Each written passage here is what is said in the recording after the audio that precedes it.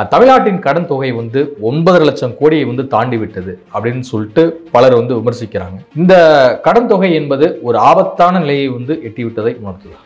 இலவச திட்டங்கள் அப்படின்றது மட்டுமல்ல, வருமானத்தை பெருக்கிறதுக்கான பல்வேறு திட்டங்களை முறைப்படுத்தப்படவில்லை. அது வந்து சரியாக அது ஒழுங்குபடுத்தப்படவில்லை காரணமாக அப்போ அது கடன் தொகை அதிகமாகிட்டே வருது. இலவச திட்டங்களை வந்து நிறைய பேர் வந்து கிரிட்டிசைஸ் பண்ணிட்டு வர்றாங்க. பணமாக உதவித்தொகை கொடுப்பது பொருளாதார ஆய்வாளர்கள் எல்லாருமே ஒரு நாங்கள் அது வந்து தவறாக தான் போய் முடியும். நீங்கள் வந்து ப்ரொடக்டிவிட்டி தான் கொடுக்கணும். இந்த மீன்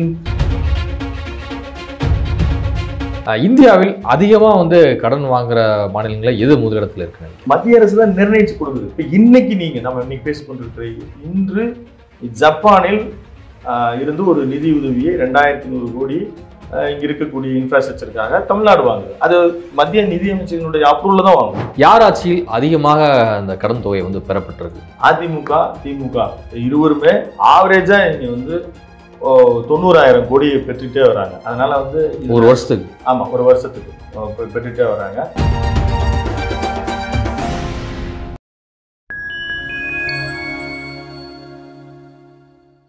ஃபைன் டைம் மீடியா நேயர்களுக்கு வணக்கம். நான் உங்கள் சிங்குகன். நம்ம சிறப்பு நிகழ்ச்சியில் நம்மோடு இணைந்திருக்கிறார் எக்கனாமிக்ஸ் ஸ்காலர் மற்றும் ஊடகவியாளர் மதிப்பிற்குரிய திரு விஜயராகவன் அவர். வணக்கம். வணக்கம். எப்படி இருக்கீங்க?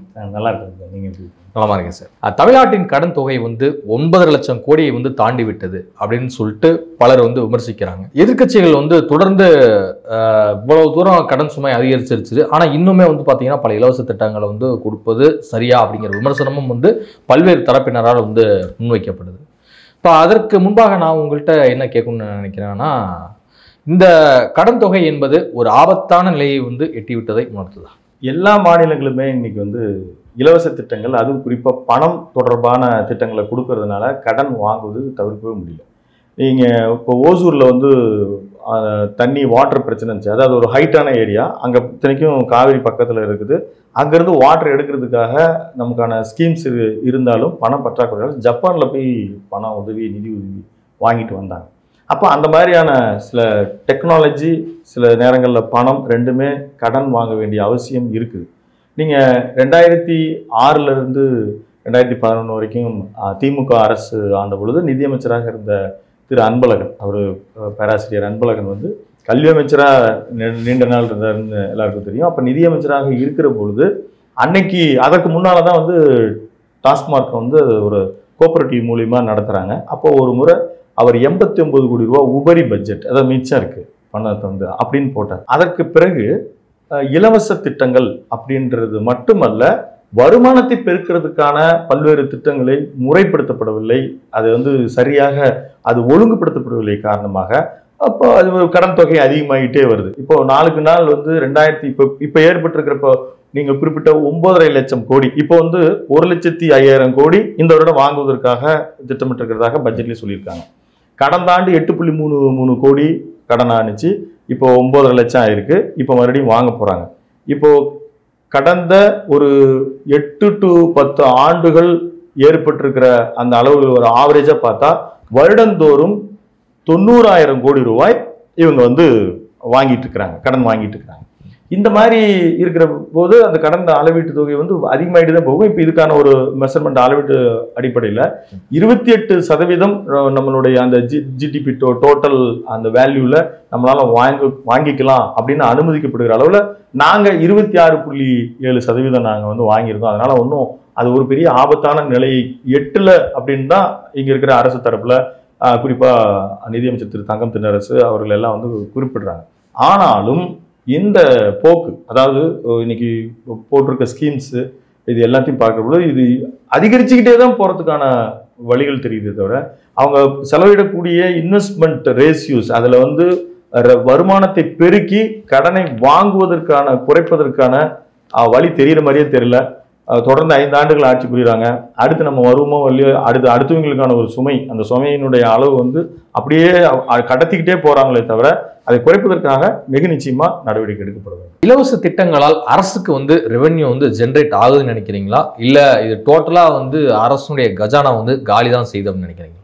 இல்லை, இலவச திட்டங்கள் அப்படின்றது வந்து இப்போ நம்ம கொடுக்கக்கூடிய ஒரு ஃப்ரீ டிஸ்ட்ரிபியூஷன்ஸ், இப்போ ரைஸ் கொடுக்குறாங்க, விலையில்லா பொருட்கள்ன்ற வகையில் கொடுக்குறாங்க. அதே நேரத்தில் எஜுகேஷன் கொடுக்குறாங்க, அதே மாதிரியான பல்வேறு மக்களுக்கான இப்போ மக்கள் நல்வாழ்வுத்துறைன்னு சொல்லக்கூடிய ஹெல்த் கொடுக்குறாங்க. இந்த எஜுகேஷனுக்கு கொடுக்குற இலவசம் அப்படின்றது அது ரொம்ப மஸ்ட். அதே மாதிரி இப்போ பட்டியலின மக்களுக்கான உதவித்தொகை, கல்வி உதவித்தொகை கொடுக்குறாங்க. கல்விக்கு நீங்கள் வந்து எந்த அளவுக்கு ஒரு நாடு இன்வெஸ்ட்மெண்ட் முயற்சி பண்ணுதோ, நீங்கள் 1960, 65, 70 காலகட்டங்களில் சீனான்ற ஒரு நாடு ரொம்ப வறுமையின் பிடியில் இருந்தது. பெரிய அவங்களுடைய கடன், அவங்களே கடனில், நாடே கடனில் இருந்தது. அப்போது அவங்க எதுக்கு நீங்கள் அதிகபட்சமாக அவங்க செலவு பண்ணாங்க அப்படின்னு பார்த்தீங்கன்னா, எஜுகேஷனல் டெக்னிக்கல் எஜுகேஷனுக்கு அதிகமாக செலவு பண்ணுறாங்க. அதன் வழியாக நீங்கள் வந்து ஒரு ஜெனரேஷன் உருவாகி வரும். அந்த ஜெனரேஷன்ஸ் வந்தால் நீங்கள் ப்ரொடக்டிவிட்டி கொடுப்பாங்க. அவங்க இப்போ வெளிநாடுகளில் வேலைக்கு போனாலும் சரி, தொழில் முனைவோராக இருந்தாலும் சரி, அதனால் வரக்கூடிய வருவாய், அந்நிய முதலீட்டுகள் வந்து இங்கே வர்றது, அதை கொண்டு வந்து சேர்ப்பது, இதன் வழியாக ஒரு பணத்தை வந்து உள்ளே கொண்டு வந்து சேர்க்க முடியும். அப்படித்தான் அப்போ எஜுகேஷனுக்கு ஒதுக்கக்கூடிய இலவசன்றது மிக முக்கியமானது. இப்போ ஒரு ஃபேமிலியில் இருக்காங்க, இப்போ இது இந்த இடத்துல நம்ம கூர்ந்து கவனிச்சோம்னா, கடந்த ஒரு 20 ஆண்டு காலங்களுக்கு முன்னால, இதுல இன்னும் சொல்லப்போனால் ஒரு 30 ஆண்டுகளுக்கு முன்னால எல்லாருமே கவர்மெண்ட் ஸ்கூல்ல படிச்சாங்க. இன்னைக்கு மினிமம் ஒரு ஸ்கூல்ல 50,000 1 லட்சம் ரூபா ஒரு 6th 7th 8th ஸ்டாண்டர்டுக்கு ஸ்பெண்ட் பண்ண வேண்டியது இருக்கு. அந்த பணத்தை ஸ்பெண்ட் பண்ணாம டிராப் பண்ணா கூட அவங்களுடைய ஒரு ப்ரொடக்ட், அவங்க ஒரு தனி மனிதனுடைய வருமானம், குடும்பத்தினுடைய வருமான அளவீடு மாறும். அதன் வழியாகவும் வந்து பொருளாதாரத்துக்கு நீங்க வந்து ஒரு உந்து சக்தியா இருக்கும். இப்போ காமராஜர் காலத்தில் வந்து கல்வி வந்து அவர் கொடுத்தாரு. அவர் வந்து நம்மளால படிக்கிறதுக்கு வாய்ப்பு இல்லை, நீங்கள் பசங்க படித்து நாளைக்கு ஐடி செக்டாரில் வருவாங்க அப்படியெல்லாம் அவருக்கு தெரியல. ஆனால் பையன் படிக்கணும், படிக்காமல் இருக்கக்கூடாது நினச்சி செஞ்சார். நமக்கு பிறகு அந்த மாதிரி விஷயங்களை செஞ்ச அந்த ரேஷியோ வந்து மத்திய பிரதேசம் அந்த மாதிரி செஞ்சாங்க. அவங்களுக்கான அந்த எஜுகேஷனுக்கு அவங்க ஸ்பெண்ட் பண்ணாங்க. அதே மாதிரி கேரளா பண்ணாங்க.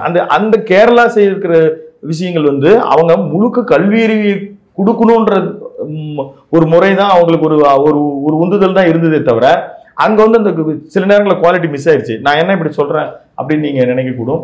அதாவது இப்போ இங்கிலீஷ் இந்தியாவிலே கல்வியில் ஒரு முதலிடத்துல இருக்குன்னா அது கேரளா தான் முதலிடம்ன்றது. அது எப்படி தெரியுங்களா, நீங்க ஒரு சில சப்ஜெக்ட் நீங்க அவங்களுக்கு வந்து இங்கிலீஷ், நீங்க மார்க் ஷீட், நான் அகாடமிக்ஸ்னா காலேஜில் ஒர்க் பண்ணியிருக்கேன். அப்போ நீங்க பாத்தீங்கன்னா அட்மிஷனுக்கு வர ஸ்டூடெண்ட்ஸ் வந்து 10th படிக்கிறாங்கன்னு வச்சுக்கோங்களேன், நீங்கள் இது நான் 11th படிக்கிறேன், அவன் வந்து அவருடைய மார்க் ஷீட்டை வாங்கி பார்த்தீங்கன்னா, இங்கே வந்து இப்போ 100 மார்க்குக்கு 35 மார்க் வாங்கினா அவன் பாஸ் தாங்களே.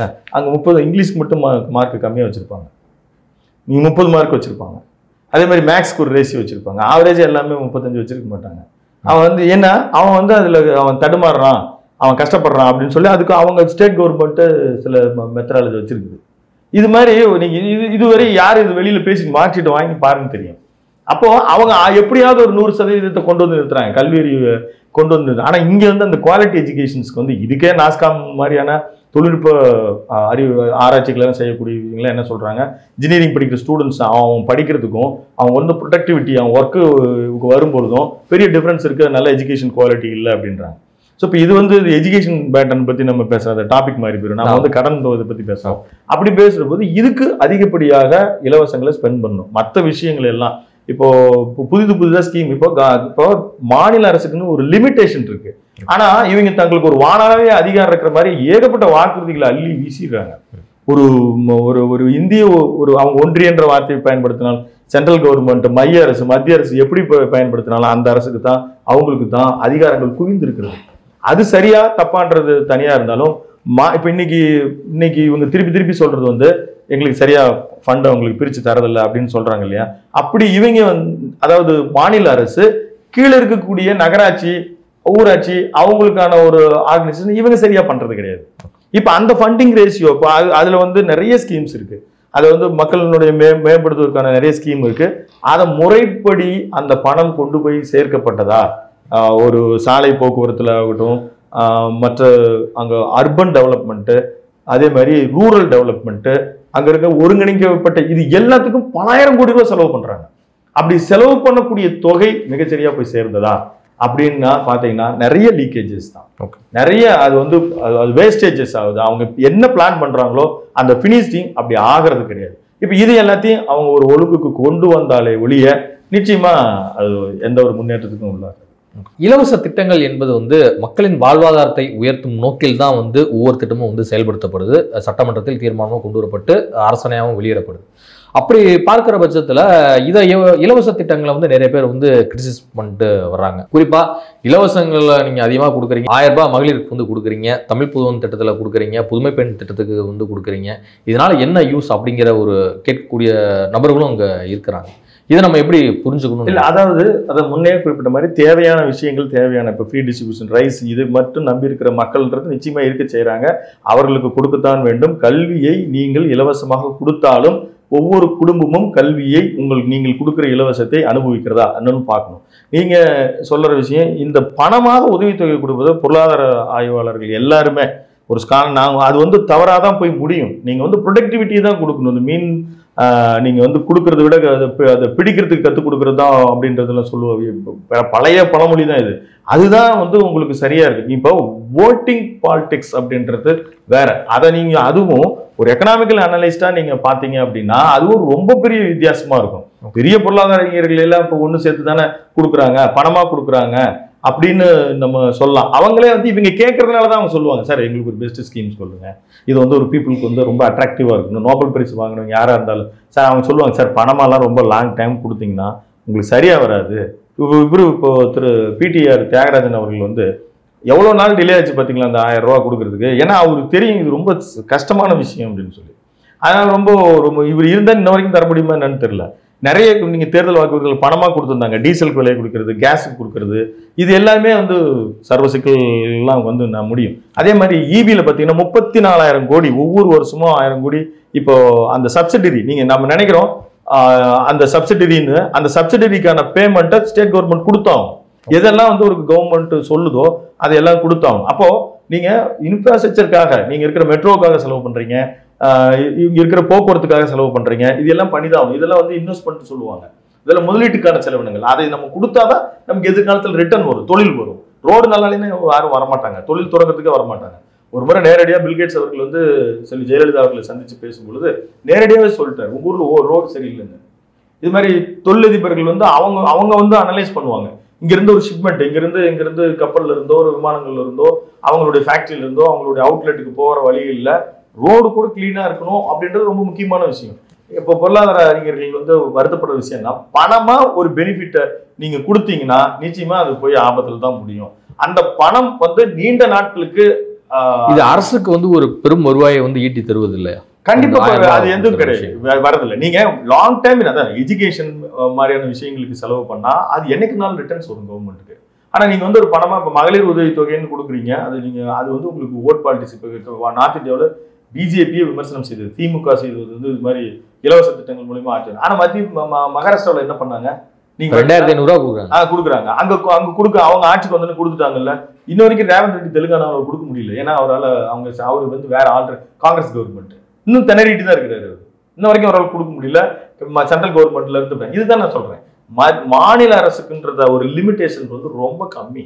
அவங்களுக்கான ஃபண்டிங் சோர்சஸ் வந்து சில மாநிலங்கள்ல அவங்களுக்கான சோர்சஸ் ஜென்ரேட் பண்ண முடியும். தமிழ்நாடு மாதிரியான மாநிலங்கள், குஜராத் மாதிரியான, மகாராஷ்டிரா மாதிரியான மாநிலங்கள்லாம் அவங்க வந்து அவங்களுடைய இண்டஸ்ட்ரியலிசம், அவங்களுக்கு இருக்கிற நிலப்பரப்பு, நிலவியல் அமைப்பில் அவங்களால அதிகரிக்க முடியும். ஆனா அதுவே கூட அவங்களுக்கு லிமிடேஷன் தான். அதுக்கு மேல அவங்களால செயல்பட முடியாது. நிச்சயமா பொருளாதார பணமாக ஒரு பெனிஃபிட்டை நீங்க நீண்ட நாட்கள் கொடுக்கும் பொழுது அது மிகப்பெரிய ஆபத்தில் தான் முடியும். இந்தியாவில் அதிகமா வந்து கடன் வாங்குற மாநிலங்களில் எது முதலிடத்தில் இருக்குன்னு நினைக்கிறீங்க? இல்லை, நீங்க மக்கள் தொகையின் அடிப்படையிலும் வருமானத்தினுடைய அடிப்படையிலையும் நீங்க மற்ற மாநிலம் உத்தரப்பிரதேசம் தான் அதிகமாக அவங்களும் வாங்குறாங்க, மகாராஷ்டிராவும் வாங்குறாங்க. மகாராஷ்டிரா இப்போ கொஞ்சம் அளவீடுகள்லாம் குறைஞ்சிட்டு வந்தாங்க. அதனால அது வந்து தமிழ்நாடு எல்லாம் முதன்மையில எல்லாம் கிடையாது. எல்லா மாநிலங்களும் இன்னைக்கு வந்து வேற வழியில எல்லாம் அளவீடுகள் வந்து மத்திய அரசு தான் நிர்ணயிச்சு கொடுக்குது. இப்போ இன்னைக்கு நம்ம இன்னைக்கு பேசிக்கொண்டிருக்கிற இன்று ஜப்பானில் இருந்து ஒரு நிதி உதவியை 2100 கோடி இங்க இருக்கக்கூடிய இன்ஃப்ராஸ்ட்ரக்சருக்காக தமிழ்நாடு வாங்குது. அது மத்திய நிதி அமைச்சரினுடைய அப்ரூவல் தான் வாங்கும். 2.5% இன்ட்ரெஸ்டோட அவங்க ஒரு நீண்ட கால திட்டமா கொடுக்குறாங்க. அந்த திட்டம் ரிட்டர்ன்ஸ் கொடுக்குது. அந்த திட்டம் நன்மை பயக்குன்னா இப்ப கொடுக்குற ஜப்பான் மாதிரியான கண்ட்ரிஸ் எல்லாம் கொடுக்குறது. அது நீங்க பாருங்க, அவங்களுடைய மக்கள் தொகை, நம்ம ஜப்பானுடைய மக்கள் தொகை, தமிழ்நாடுடைய மக்கள் தொகை, ஜப்பானுடைய அமைப்பு, தமிழ்நாடுடைய அமைப்பு, மகாராஷ்டிரா அமைப்பெல்லாம் நீங்க கம்பேர் பண்ணி பாருங்க. அவங்க வந்து ஒரு நாடா இருக்கிறாங்க, நமக்கு பணம் கடன் கொடுக்குற அளவுக்கு வளர்ந்துருக்காங்கன்னா அவங்க என்ன பிளான் பண்ணி என்ன செஞ்சு எப்படி அவங்க கடன் கொடுக்குறாங்கன்றது ஆராய்ச்சிக்குரியது. இப்போ ஜப்பானை பொறுத்த வரைக்கும் 2ஆம் உலகப் போரில் ஒரு மிக கடுமையான ஒரு பாதிப்புக்குள்ளான ஒரு நாடு. ஆனால் அதன் பிறகும் வந்து பார்த்தீங்கன்னா ஹிரோஷிமா நாகசாகி ஒரு பெரும் நகரங்கள் அழிந்து போன சூழ்நிலையும் கூட இன்றைக்கும் அங்கெல்லாம் வந்து ஒரு புல்லு பூண்டு கூட முளைக்கல அப்படின்னு சொல்லி நிறைய விஷயங்களை வந்து பார்க்கணும் பண்றாங்க. அப்படி இருந்தும் எப்படி ஜப்பான் வந்து ஒரு மிகப்பெரிய அளவில் வந்து அந்த வளர்ச்சி எட்டியது? இல்லை அதான் இப்போ நம்ம இந்த டாபிக் இது கடன் இது மாதிரி பேசிட்டு இருக்கும்போது நீங்கள் அது ஜப்பான் எப்படி ஆச்சு அப்படின்னா அதுக்கு ஃபர்ஸ்ட் ரீசன் அவங்க ஏற்கனவே டெக்னாலஜியில் அவங்க அட்வான்ஸாக தான் இருந்தாங்க. அவங்களே சில மோட்டர் என்ஜின்ஸ் எல்லாம் தயாரிக்கிறாங்க. ஜெர்மன், ஜப்பான், கொரியா இந்த 3 பேரும் அவங்களுடைய டெக்னாலஜி அவங்களுடைய எஜுகேஷன் இதுக்காக செலவு பண்ணுறாங்க. இன்னொன்று நீங்கள் சொன்னீங்க ஹிரோஷிமா நாகசாகியில் அவர்கள் அழிந்தாலும் அவர்கள் அழிவின் காரணமாக ஜப்பானுக்கான உதவியை அதே அவன் அழிவுக்கு காரணமாக இருந்த அமெரிக்கா பல பில்லியன் கோடி ஜப்பானுக்கு கொடுத்தது அதை நிர்மாணிப்பதற்காக.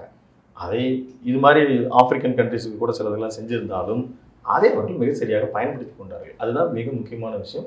அதுக்கு அவர்களுடைய உழைப்பு, அவர்களுடைய திறமை, அவர்களுடைய கடினமான அந்த திட்டமிடுதல். இங்கிருந்து வெறும் மண்ணை எடுத்துகிட்டு போய் அதில் வந்து இரும்பை ரெடி செஞ்சு அந்த இரும்பையை நமக்கே விற்பாங்க.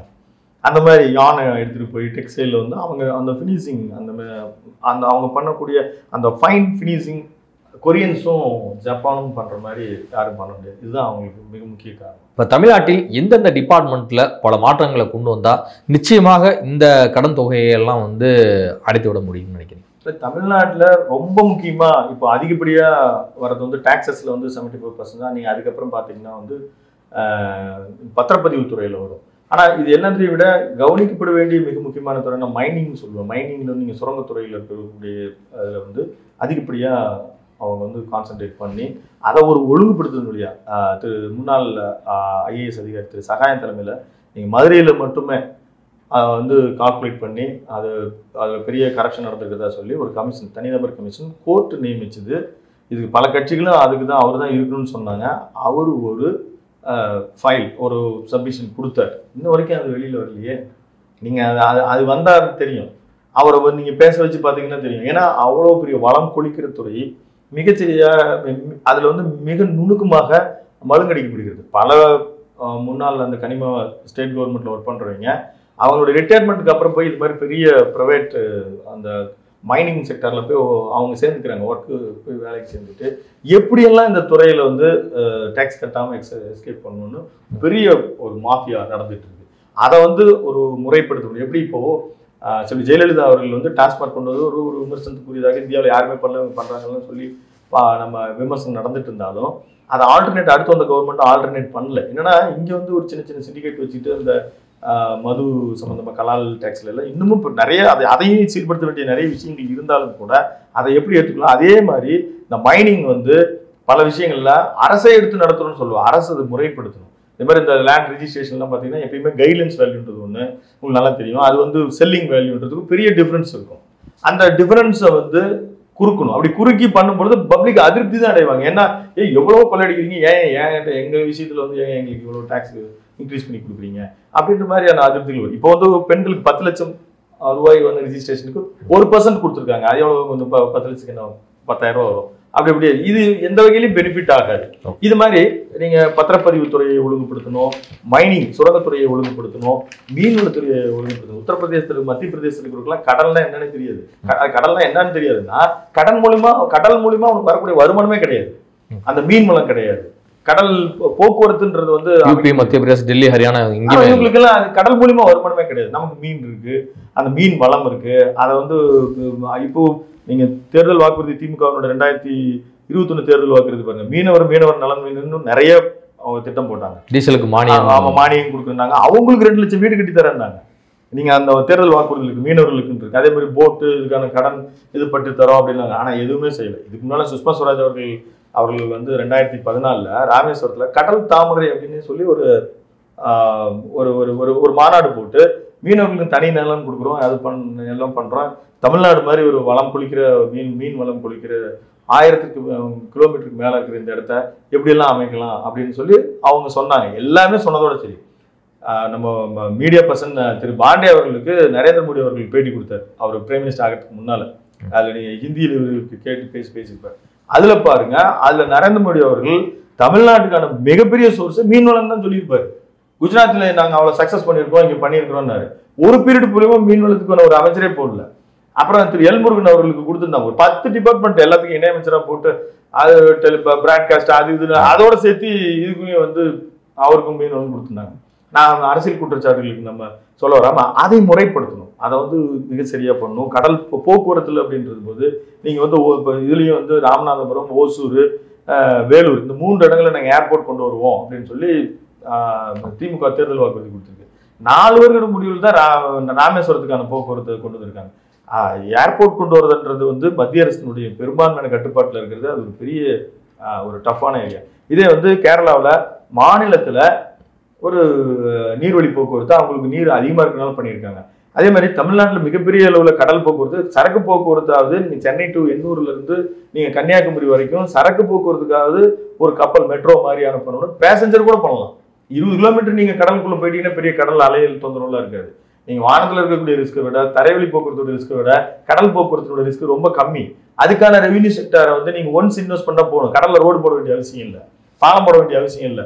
இது எல்லாத்தையும் வந்து ஒரு ஒருங்கிணைஞ்சு நீங்க வந்து வருமானத்தை பெருக்கணும். வருமானத்தை வந்து பெருக்காமல் அதே மாதிரி மக்கள் வந்து எந்த விஷயத்துக்கு செலவிடாமல் தடுக்கிறது, இந்த 2 வழியின் வழியாக நீங்க வந்து பெரிய அளவுல கடந்தது. அதே மாதிரி மிக முக்கியமான இன்னொரு துறை வந்து டூரிசம். நீங்க சின்ன சின்ன நாடெல்லாம் பாத்தீங்கன்னா டூரிசம் மூலமா உங்களுக்கு அந்நிய செலாவணி வரும். இலங்கை, தாய்லாந்துல அதுதான் அவங்களோட இது. அதை வந்து ரொம்ப பிளசண்டா, ரொம்ப அதாவது ஒரு விருந்தோம்பல் மட்டும் கிடையாது, சட்டம் ஒழுங்கு நீங்க சிறப்பா இருக்கிற பட்சத்துல நீங்க அரணை இங்க இருக்கிற மாதிரியான கோயில்கள், இங்க இருக்கிற மாதிரியான கல்வெட்டுகள், இங்க இருக்கிறமான நீங்க ஒரு கண்ட்ரில ஒரு விஷயம் ஸ்பெஷலா இருக்கும். நீங்க தென்னிந்தியாவில் நீங்க தமிழ்நாடு, கேரளா மாதிரியான மாநிலங்கள்ல நீங்க ஐரோப்பாவில் ஒரு கண்ட்ரில ஒன்று ஒரு ஸ்பெஷலா இருக்குன்னு சொன்னீங்கன்னு வச்சுங்களேன், அந்த ஸ்பெஷல் எல்லாமே தமிழ்நாட்டில் இருக்கும். நீங்க அதை முறையா அதை ஒரு கோயில், கலாச்சாரம், மலை, கடல், தீவு இது எல்லாமே இங்க இருக்கு. இதுக்கான ஒரு பிரமாதமான ஒரு டிபார்ட்மெண்ட்டை நீங்க வந்து அதை அமைப்பதன் வழியாக வெளிநாட்டில இருந்து நீங்க சுற்றுலா பயணிகளை ஈர்ப்பதன் வழியாக மிக நிச்சயமா நீங்க சுற்றுலா மட்டுமே நீங்க டெவலப் பண்ணாவே நீங்க சில லட்சம் மாலத்தீவு மாதிரி கண்ட்ரி பாத்தீங்களா, ரொம்ப சாதாரணமா அது வந்து ஒன்லி தமிழ்நாடோட நிலப்பரப்புல ரொம்ப கம்மியான சின்ன வகையான ஒரு ஊரு. டூரிசம், அந்த ஹாஸ்பிட்டாலிட்டி, இந்த 2 வழியாகவே அவங்களுக்கு அந்நிய செலாவணியை அப்படி ஈட்டுறாங்க. நீங்க யூரோப்ல இருந்து ஒரு வருஷத்துக்கு வந்து நீங்க சில 1000 பேர் வந்துட்டு போனாவே நமக்கு பெரிய அந்நிய செலாவணியை ஈட்ட முடியும். நீங்க மகாபலிபுரம் போய் பார்த்தீங்கன்னா அது ஒன்று மட்டும்தான் இங்கே சென்னைக்கு பக்கத்தில் இருக்கிறதுனால கூட்டு போய் காட்டி நம்ம போனால் அவங்களுக்கு என்ட்ரன்ஸ் ஃபீஸே அதிகம். அவங்களுக்கு வந்து டாலர்லையும் இதுலையும் அவங்க கலெக்ட் பண்ணும்போது அது ரொம்ப அதிகம். அவங்களுக்கு அதை பற்றி கவலையும் இல்லை. அவங்க இந்த வியப்பை அவங்க கண்டு மறுபடியும் அது வந்து அவங்க போய் அது ஒரு டாக் மூலியமா மீண்டும் மீண்டும் அவங்க வந்துட்டு தான் இருக்கிறாங்க. ஒரு ப்ராப்பர் வெப்சைட்ஸ் கிடையாது இங்க இருக்கிற இவங்களெல்லாம். இங்க வந்து அவங்களுக்கான ஒரு அச்சுறுத்தல் இருக்கு. இது எல்லாத்தையும் ஒரு கரெக்ட் பண்ணணும் இல்லையா? டூரிசம், மைனிங், டிரான்ஸ்போர்ட்டு, இந்த மக்கள் வந்து தேவையில்லாத விஷயங்களுக்கு செலவு செய்வதை தடுப்பதன் இந்த 4 வழியாக நிச்சயமா வருமானத்தை பெருக்குவதன் வழியாக கடனை அடைக்கும். கூவம் நதியை சீர்படுத்துகிறோம் அப்படின்னு சொல்லி ஒவ்வொரு வருஷமும் 1500 கோடி 1500 கோடின்னு சட்டமன்றத்தில் நிதிக்கான அந்த பட்ஜெட்டு போடும்போது எல்லாமே ஒதுக்கிட்டு தான் இருக்காங்க. ஆனால் அவ்வளோ கோடிகள் எல்லாமே செலவிடப்பட்டிருந்தாலே வந்து கூவம் அன்னைக்கு வந்து சுத்தமாக தானே இருந்திருக்கும். ஏன் ஆடிட்டிங் ரிப்போர்ட் பார்த்தீங்கன்னா இவங்க ஒவ்வொரு வருஷமும் ஒதுக்குறாங்க, செலவு பண்ணுறது இல்லை. சில அந்த பணம் எங்கே போகுது? அவங்க செலவே பண்ணுறது இல்லை, அதான் உண்மை. அதற்கான ஸ்கீம்ஸ் ஸ்பெஷலாக ஆள் போட்டு அந்த 1500 கோடி வருஷம் ஒதுக்குறாங்க பார்த்தீங்களா? சில லட்சங்கள் எஸ்டிமேஷனுக்கு போட்டு அந்த பணம் அப்படியே தான் இருக்குது. அவங்க மறுபடியும் அடுத்த வருஷங்கள்ல வந்து அந்த பிளானிங்கை போட்டு மறுபடியும் அதை அப்படியே தான் ஒதுக்குறாங்க. இப்போ நீங்கள் அட்ஜஸ்ட்மெண்ட்ஸ் நடக்கும். எதுல எல்லாம் ஃபண்டெல்லாம் மறுபடியும் நம்ம சுருக்கமாக தேவைப்படுகிறதோ அதை எடுத்து இந்த மாதிரி விஷயங்கள்லேருந்து ஃபண்டை அவங்க மறுபடியும் எடுத்துப்பாங்க. செலவு பண்ணவே மாட்டாங்க. அலாட்மெண்ட் பண்ணுறது ஒரு சிஸ்டம். அதுக்கப்புறம் அதை கட் பண்ணி அதை சீர்படுத்தி எதுக்கு முறையாக பண்ணி அலாட் பண்ணுவாங்க. பண்ணும்போது வேறொரு தேவைகள் ஏற்படும் பொழுது அந்த அலாட் பண்ணி எதையெல்லாம் கட் பண்ணி எடுக்கலாம் அப்படின்னும் போது எடுத்துருவாங்க. வருஷம் 1500 கோடி அலாட் பண்ணுறாங்க. சில நேரம் வெறும் பேப்பரில் மட்டும் அலாட் பண்ணிட்டு கட் பண்ணும் பொழுது அங்கே அலாட் பண்ணுறதே கிடையாது, திருப்பி அதை வச்சுக்கிறாங்க. ஏன்னா 1500 கோடி எல்லாம் நீங்கள் வந்து செலவு பண்ணிட்டு அல்லது அது ஏதாவது ஒரு ஊழல் பண்ணிட்டு அதுனா ரொம்ப சாதாரணமாக ஆடிட்டிங்கில் மாட்டிப்பாங்க. அதை பண்ணாமே திருப்பி ரெட்டிஃபை தான் பண்றாங்க. அது பட்ஜெட்ல தொடர்ந்துகிட்டே வந்துட்டு இருக்கிறது தான் இந்த சிக்கல். யார் ஆட்சியில் அதிகமாக அந்த கடன் தொகை வந்து பெறப்பட்டிருக்கு? இப்போ கடந்த ஆண்டுகள் வந்து ஆவரேஜா வந்து ஒரு 9 வருடங்கள்ல அதிமுக திமுக இருவருமே ஆவரேஜா இங்க வந்து 90,000 கோடி பெற்றுட்டே வராங்க. அதனால வந்து ஒரு வருஷத்துக்கு, ஆமா ஒரு வருஷத்துக்கு பெற்றுட்டே வராங்க. பற்றாக்குறை அப்படின்றது பார்த்துட்டீங்கன்னா கூட நீங்க ஒரு 7-8 வருஷத்துல நீங்க பாத்தீங்கன்னா 40,000 41,000 ஒரு ஃபிகர் வந்து அது 41 இருக்கலாம். நான் அது அது ஒரு ரவுண்ட் ஃபிகரா நான் சொல்றேன். 41, 50, 60 இப்படி இந்த ரேஞ்சில் வந்து ஒரு 10% இருந்தது. இப்போ இந்த 3 ஆண்டுகளாக 20% அளவுக்கு. ஏன்னா அந்த எப்போ வந்து மகளிர் உதவித்தொகைன்னு ஆரம்பிச்சாங்களோ அப்போ அந்த பர்சன்டேஜ் எல்லாமே, அதாவது பற்றாக்குறையாகட்டும், அதெல்லாம் ஒரு 22% வரைக்கும் அது அதிகமாகிட்டே தான் வருது.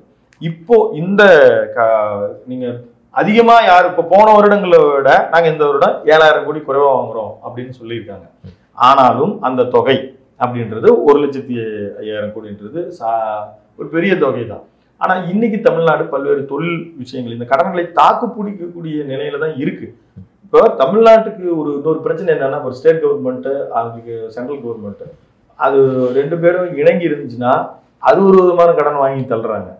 இப்போ இல்ல அவங்க வேற மாதிரியான எதிர்நிலைப்பாடு இருக்கிறாங்க அப்படின்னா இவங்க வந்து சில ஸ்கீம்ஸை வந்து வாலண்டரியா இவங்க திணிக்கிறாங்க.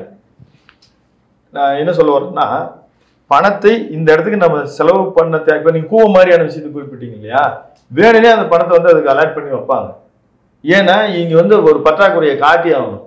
இங்க வந்து ஒரு மிதமான ஒரு பட்ஜெட்டோ அல்லது வந்து ஒரு மிச்சமான பட்ஜெட்டோ காட்டிட்டீங்கன்னா கொடுக்குற காசையும் கொடுக்காம போயிடுவாங்க சென்ட்ரல் கவர்மெண்ட். இதனாலே இவங்க இது மாதிரி எல்லாம் பிரிச்சு வச்சிருவாங்க. அப்புறம் இவங்களுடைய தேவை பற்றாக்குறைக்கு எடுத்து ஃபில் பண்ணிப்பாங்க. அதனால கடன் தொகை ஒவ்வொரு ஆண்டுமே நீங்க கடந்த 10 ஆண்டுகள் அது எந்த ஆட்சி இருந்தாலும் 10-15% போன வருடத்தை விட இந்த வருடம் அப்படி அதிகமாயிட்டே தான் போகும். இப்போ சில விஷயங்கள்லாம் கூட குறிப்பிட்டீங்க, சில டிபார்ட்மெண்ட்ல எல்லாம் சரியா பண்ணா இது வந்து அடைச்சிட முடியும் அப்படின்னு சொல்லிட்டு. ஆனா 9 லட்சம் கோடி அப்படிங்கிறது ஒவ்வொரு குடும்ப ரேஷன் கார்டு வச்சிருக்கவங்க அத்தனை பேர்த்து மேலேயுமே ஒரு பெரிய சுமையை வந்து ஏற்படுத்தி இருக்கிறதோ. இது குடிமக்களுக்காக நன்மையை அவங்க செய்திருக்கிற பட்சத்துல எல்லாமே ஓட்டு அரசியல், எல்லாருமே அது வந்து ஆமா இது வந்து ஓட்டு அரசியலுக்காக பண்ணாலும் நாடு அப்படின்றது வந்து மக்களுக்கானது தான். அப்ப அந்த மக்களுக்கான திட்டங்களுக்காகத்தான் எல்லாமே செய்யறாங்க. அது வந்து இந்த மாதிரி வந்து ஒரு மேலிருந்த பார்வையாக பார்க்கிற பொழுது நீங்க வந்து மக்களை அப்படி கடன்ல தள்ளிட்டாங்க அப்படி எடுத்துக்கவே முடியாது. அது குடும்ப கடன், தொழில் கடன் அப்படின்றது வேற, ஒரு நாடு மாநிலத்தின் கடன்றது வேற. இது ரொம்ப சில பேர் சென்சிட்டிவா எடுத்துக்கிட்டு ஒரு தமிழன் படத்துல விஜய் பண்ற மாதிரி என் கடன் நான் அடைச்சிடுறேன் அப்படின்னு நீங்க போய் எல்லாம் அந்த மாதிரி எல்லாம் போக வேண்டியது அவசியமே இல்லை. நீங்க வந்து ஒரு மேட்டுக்குடியில் இருக்கீங்கன்னு அர்த்தம். அப்ப நீங்க வேற விதமா ஒரு 4 பேருக்கு தொழில் வாய்ப்பை ஏற்படுத்தி கொடுத்து அந்த 4 குடும்பங்களுக்கான ஒரு வருமானத்தை முறையா நீங்க சம்பளத்தை கொடுத்து முறையா இபிஎஃப் மாதிரியான விஷயங்களுக்கெல்லாம் வந்து கரெக்டா கவர்மெண்ட்டுக்கு கட்டி டாக்ஸ் கட்டி அந்த மாதிரி வாழ்வது தான் ஒரு நாட்டுக்கு செய்யக்கூடிய சேவை. அரசாங்கம் இப்போ நாம வந்து இன்னும் இப்போ ஒரு பிரிட்டிஷ் போலவோ அல்லது ஒரு யூரோப்பில் இருக்க பல கண்ட்ரிஸை போலவோ அல்லது இயற்கை வளமாக இப்போ பின்லாந்து மாதிரி இருக்க ஒரு மாதிரியான கண்ட்ரிஸ் மாதிரி கிடையாது. நம்ம இப்போ ஒரு சுதந்திரப்பட்டு எவ்வளோ நாள் ஆகுது, அதுக்கு முன்னால் நம்ம எப்படி இருக்கோம், நம்மளோட எஜுகேஷன் செக்டர் எப்படி இருந்துச்சு. ஸோ வாழ்க்கை தரத்தினுடைய குறியீடுகளை நம்ம மேம்படுத்திக்கிட்டு தான் வரமே தவிர அதுக்கு அரசாங்கம் வந்து சிலதெல்லாம் ஸ்பெண்ட் பண்ணி தான் ஆகணும். அப்போது இது வந்து இது ரேஷன் கார்டுகள் இருக்கிற எங்கள் மக்களுக்கு எங்களை கடனில் தள்ளிட்டாங்க, அவங்க பெனிஃபிட் பண்ணிட்டு தான் இருக்காங்க. ரேஷன் கார்டில் இருக்கிற மக்களுக்கு ஒவ்வொரு வருடமும் ரேஷன் அந்த பொருளுக்கு 14,000 கோடி ரூபா ஸ்டேட் கவர்மெண்ட் செலவு பண்ணுது. உங்களுக்கு வரக்கூடிய அரிசி, சக்கரை, பருப்பு, எண்ணெய் இதுக்கான மானியத்தை அலாட் பண்ணுவதற்காக. அது இல்லாமல் பல நேரங்களில் தீபாவளி பொங்கலுக்கு வேட்டி இருக்குங்களா 600 கோடி ரூபா அலாட் பண்றாங்க நீங்க அந்த இலவச திட்டங்களுக்காக. அப்ப அவங்களுக்கு தான் அவங்க செலவு பண்றாங்க, என்னையே கடனாளி ஆக்கிட்டாங்கன்ற அந்த கம்பேரிட்டிவே வேண்டியது இல்லை. மீண்டும் மற்றொரு நிகழ்ச்சியில் சந்திக்கலாம். நன்றி, வணக்கம் சார். நன்றி.